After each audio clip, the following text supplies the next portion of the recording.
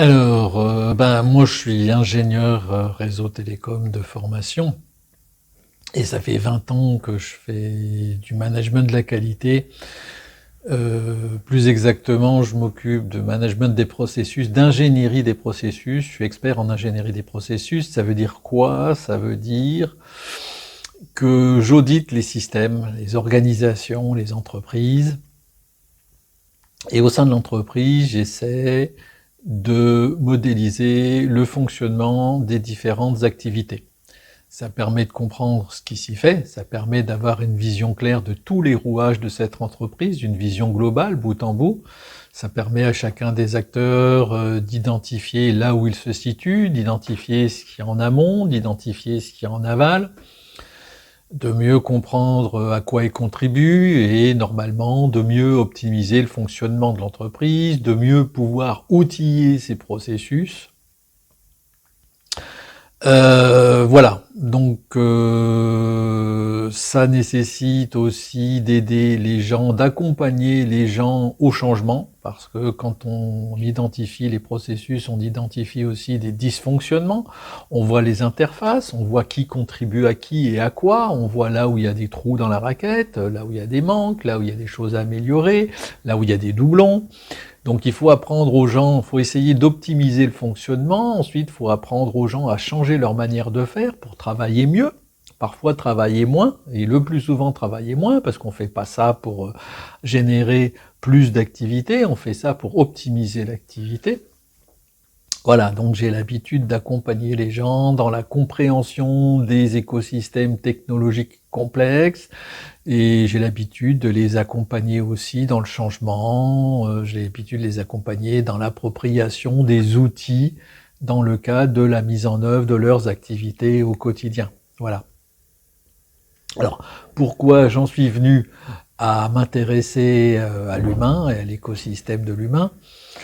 C'est avant tout une démarche personnelle, parce que c'est toujours une démarche personnelle, c'est toujours, voilà, on en reparlera, c'est toujours une crise, finalement, qui à un moment donné vient te dire, attends, il y a quelque chose qui déconne, là, je fonctionne pas bien, il y a quelque chose que j'ai pas compris, il y a quelque chose que j'arrive pas à gérer, que j'arrive plus à gérer, et voilà. Et donc, moi, si je me souviens bien, tout m'est venu après un énième rendez-vous avec Matoubib à l'époque, parce que je vivais quelque chose vraiment de très compliqué familialement. Et elle me disait, mais j'y étais fourré tous les 8 jours, et elle me disait, mais ça c'est de la somatisation. Et je me souviens très bien où j'étais ce jour-là, en sortant de son cabinet, je me suis dit, putain, mais somatisation, ça veut dire qu'il y a quelque chose là, dans le logiciel, là-haut, à un moment donné, qui active des processus, au niveau justement du soma, au niveau du corps. Mais je me dis, si ça existe dans un sens, ça doit bien exister dans l'autre sens. Ça doit bien arriver à faire fonctionner le bousin d'une autre manière. Et c'est comme ça que j'ai commencé à m'intéresser à l'hypnose.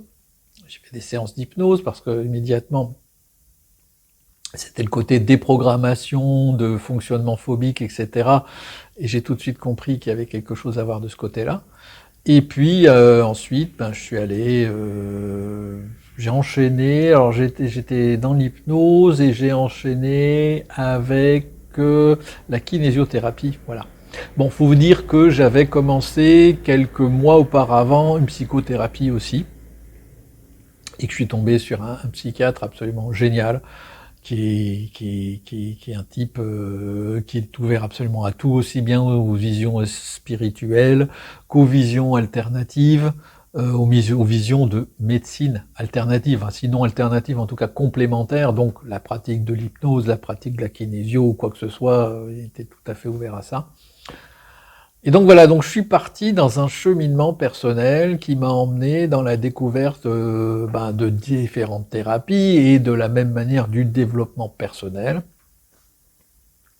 pendant plusieurs années, et puis du développement personnel, voilà, j'ai repris aussi des cours de philo, de la philosophie, je suis arrivé à la métaphysique, et puis de fil en aiguille, je me suis dit, mais après tout, c'est peut-être le naturel, en tout cas la déformation professionnelle qui est à ce moment-là intervenu en disant, mais si j'arrive à modéliser les systèmes complexes au niveau de tout ce qui est technologie de l'information, je dois bien arriver à modéliser le fonctionnement de l'humain, je dois bien arriver à comprendre comment tout ça fonctionne.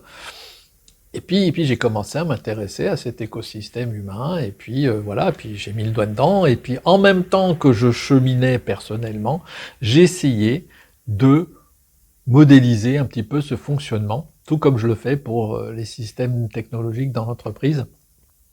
Et c'est comme ça qu'est né Méos. Voilà, c'est comme ça qu'est né Méos, avec un leitmotiv qui était vraiment fort, c'était si j'arrive à développer une méthode qui fonctionne, eh bien je la partagerai, mais je la partagerai quand j'aurai vraiment la certitude que tout ce que je vais partager fonctionne. Donc j'ai d'abord testé sur moi, Méos, je l'ai d'abord fait pour moi, pour avoir ensuite l'ambition de le partager si ça fonctionnait. Voilà, c'est un peu comme ça qu'est venu, c'est un peu comme ça que s'est faite la démarche, c'est un peu comme ça que s'est développée la méthode et qu'elle s'est affinée au fil des mois, au fil des années. Parce que c'est une démarche, alors dans mon premier livre, je disais c'est une démarche qui a duré 7 ans, mais en réalité c'est une démarche qui a duré une dizaine d'années et qui continue toujours. D'ailleurs, si je m'écoutais, j'écrirais un bouquin tous les 6 mois. Voilà. Donc voilà un petit peu le parcours, voilà un petit peu les leitmotivs, mais c'était vraiment au départ une préoccupation personnelle, l'envie de partager et la déformation professionnelle ont fait que j'en suis arrivé à construire une méthode et à écrire 2 bouquins finalement. Alors le premier bouquin, c'était plus un bouquin pour jeter les bases un petit peu de la méthodologie. Et puis ce bouquin-là, la métaphysique du changement, c'est vraiment le bouquin de la maturité, le bouquin de la maturité de la méthode, le bouquin de la maturité d'une démarche personnelle aussi, parce que voilà, je me suis dit à un moment donné, à la fin du premier bouquin, il y avait encore des choses qui étaient pas claires. J'étais certain d'avoir proposé la méthodo, mais parce qu'on n'est jamais, finalement, on n'arrive jamais au bout de son cheminement, on n'arrive jamais au bout de sa démarche, on ne guérit jamais de tout, hein, faut le savoir. Ceux qui vous disent le contraire sont des charlatans. On va vers un mieux-être progressif, hein, parce qu'on se comprend de mieux en mieux, donc forcément, on s'adapte de mieux en mieux, voilà. Mais à la fin du premier bouquin, je me suis rendu compte qu'avec les séminaires qui ont été faits, avec des échanges que j'ai pu avoir, des conférences, etc., je me suis dit, bon, quand même, il y a des choses à améliorer, et puis je voyais moi-même qu'il y avait pas mal de choses qui se décantaient, qu'il y avait pas mal de choses qui s'amélioraient aussi, de par ma compréhension d'éléments plus là au niveau métaphysique, et je me suis rendu compte combien la métaphysique, elle était finalement vachement importante, combien ça avait pu générer de déclics chez moi, c'est-à-dire que tous des concepts qui pouvaient m'apparaître très spirituels, du coup ça devenait juste des concepts logiques. Ça devenait des concepts logiques en termes de métaphysique, mais même, ça rejoignait même des concepts au niveau de la physique quantique, voilà. Donc je me suis dit, tout ça, je l'ai pas partagé suffisamment dans le premier bouquin, il faut vraiment que je fasse un second bouquin, et de là est née la métaphysique du changement, mais là j'ai mis un point d'honneur à dire, bon, cette fois, quand je vais sortir le bouquin, faut vraiment que je puisse, quand je vais intervenir dans une conférence, dire, bon voilà, j'avais un gros paquet de merde à gérer. Là, je peux dire que vraiment, j'ai tourné une page. J'ai, comme tout le monde, encore beaucoup de choses à gérer, mais le gros du truc, le gros qui m'a occupé peut-être 50 ans de ma vie, ce truc-là, j'en suis venu à bout. Alors, j'aime pas trop l'expression, moi, je l'ai apprivoisé. Voilà, je l'ai apprivoisé maintenant, et maintenant j'ai une vie qui a complètement changé dans la mesure où les tenants aboutissants, ce qui me fait me lever, ce qui me fait bouger, ce qui me fait aimer, c'est complètement différent de ce qui me faisait bouger, de ce qui me faisait aimer auparavant. Voilà. Voilà un petit peu l'histoire, mon cheminement, le cheminement de Méos, et puis le cheminement de ce bouquin, La métaphysique du changement.